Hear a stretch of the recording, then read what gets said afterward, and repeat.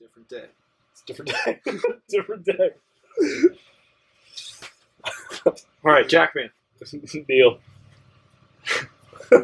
So, customers call me all the time, and one of the first questions they have is, how much is it going to cost for me to take my door that's currently lock and key and move it over to access control?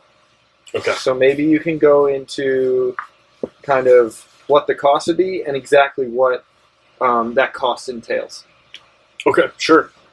So moving over from lock and key to access control, it can be relatively expensive. And the main variable, the main cost variable is going to be the locking hardware at each door. What I mean by that is if you have your normal handle door, swapping that out to make that handle electrified is not too expensive.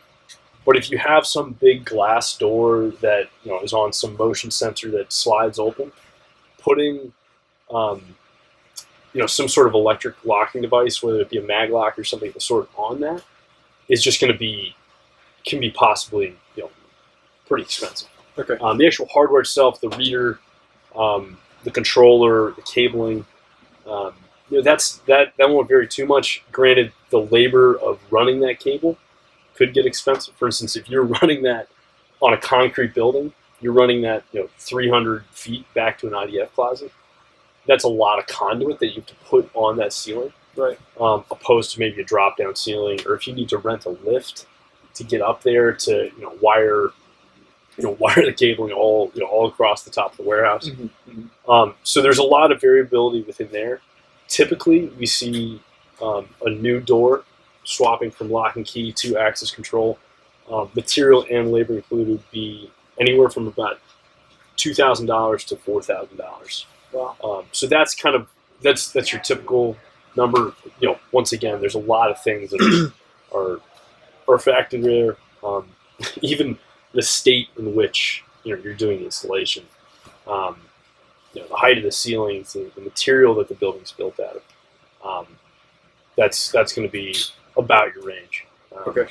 So cool. And so, just to recap, so that's mostly dependent on kind of the type of locking hardware, the type of door, and the material that you might need to that you're going to need to work with. Mainly, the variabilities are going to be locking hardware.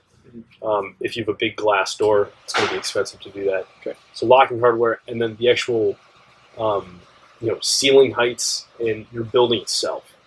So your typical commercial building, running cabling through the drop-down tiles, is kind of easy. You pop all the tiles out, but opposed to wiring a museum, where the ceilings are 50 feet tall and all concrete, because the contractor will have to rent a lift to actually get up there and do all the cabling. Right. So the actual building environment is going to be a factor, and the type of doors you have are going to be a factor. Cool. Yeah. Awesome. So, Sweet. If you have any questions, give us a call. This number right here. This number.